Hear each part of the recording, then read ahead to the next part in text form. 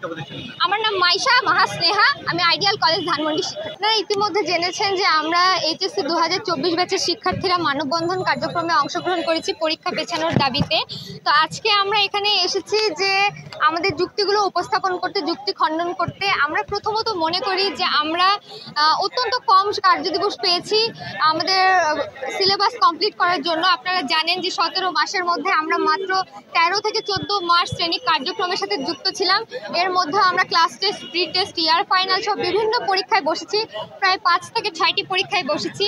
এছাড়া আপনারা দেখেছেন যে আমাদের ডেঙ্গু সমস্যা ছিল, ডেঙ্গু দেশে ভয়াবহ আকার ধারণ করেছিল। এটা ছাড়া আপনারা দেখেছেন যে দেশে 2023 সালের ডিসেম্বর মাস থেকে 2024 সালের জানুয়ারি মাস পর্যন্ত দেশে রাজনৈতিক অস্থিরতা চলছিল। এই কারণে আমরা শ্রেণী কার্যক্রম থেকে পিছিয়ে পড়েছিলাম। এটা ছাড়া আমরা যখন পরীক্ষাগুলো শেষ করেছি, আমাদের ঈদের ছুটি, রোজার ছুটি চলে গিয়েছে। আমরা আমাদের যে পরীক্ষার সময়টি যে কম পেয়েছি, এই যুক্তিগুলো আমরা এর আগে উপস্থাপন করার সুযোগ পাইনি। আমরা সেই জন্য এই পরীক্ষার আগে মানববন্ধন কর্মসূচিতে অংশগ্রহণ করেছি।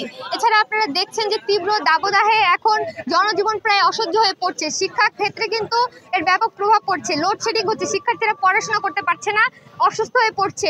এই দিকগুলো শিক্ষা প্রতিষ্ঠানগুলো কিংবা শিক্ষা মন্ত্রণালয় কিন্তু বিবেচনায় আনছে না। আমরা চাচ্ছি যে এই দিকগুলো বিবেচনায় আনা হোক।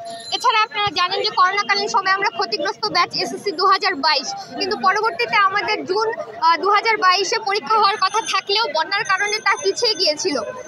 আবার সেই একই মাসে, জুন মাসে 2024 সালে সেই একই ব্যাচকে, এইচএসসি 2024 ব্যাচকে কিন্তু পরীক্ষাতে বসানোর জন্য বলা হয়েছে। আপনারা ইতিমধ্যে জেনেছেন যে আমাদের দেশে কিন্তু বন্যা হয়ে গিয়েছে, ঘূর্ণিঝড় হয়ে গিয়েছে। দেশের লক্ষ লক্ষ শিক্ষার্থীরা কিন্তু এখন আশ্রয় কেন্দ্রে রয়েছে এবং তারা কিন্তু তাদের জীবনে কিন্তু একটা ব্যাপক প্রভাব পড়ছে। এক্ষেত্রে তারা কিভাবে পড়াশোনা করছে, কিভাবে কি ব্যবস্থা গ্রহণ করছে শিক্ষা মন্ত্রণালয়, আমরা এটা জানতে চাই। কারণ আমাদের কাছে মনে হয় এটি সম্পূর্ণ অযৌক্তিক। এত ক্ষয়ক্ষতির সম্মুখীন হওয়ার পরেও আর 1 মাস পরে পরীক্ষা, কিন্তু শিক্ষা মন্ত্রণালয় থেকে, শিক্ষা ব্যবস্থা থেকে কিন্তু আমাদেরকে এখনো পর্যন্ত কোনো সঠিক তথ্য প্রদান করা হয়নি যে আমরা সামনের দিনগুলো কিভাবে অতিবাহিত করব।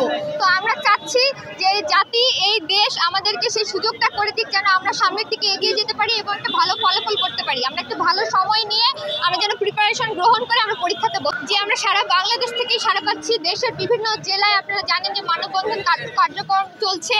এটা আন্দোলন না, এটা মানববন্ধন কর্মসূচি।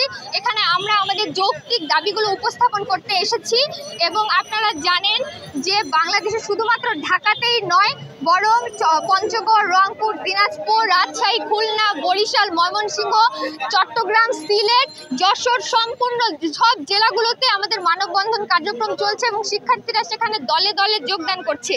আমরা মনে করি আমাদের দাবিগুলো যৌক্তিক এবং এর যথেষ্ট সত্যতা রয়েছে, বিধায় আমরা আজকে আবারও এই মানববন্ধন কর্মসূচিতে অংশগ্রহণ করেছি।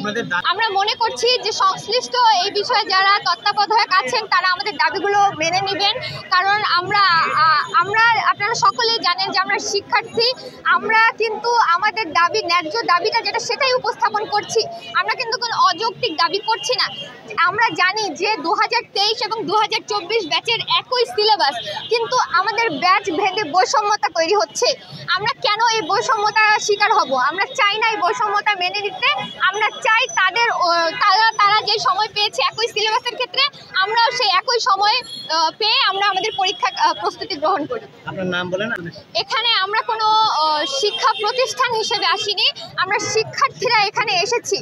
বিভিন্ন প্রতিষ্ঠান থেকে শিক্ষার্থীরা এখানে একত্রিত হয়েছে। তারা মনে করেছে যে নিজেদের দাবিগুলো, নিজের যে সমস্যাগুলো নিজের জীবনে উপলব্ধি করেছে, সেই দাবিগুলো উপস্থাপন করতে এসেছে।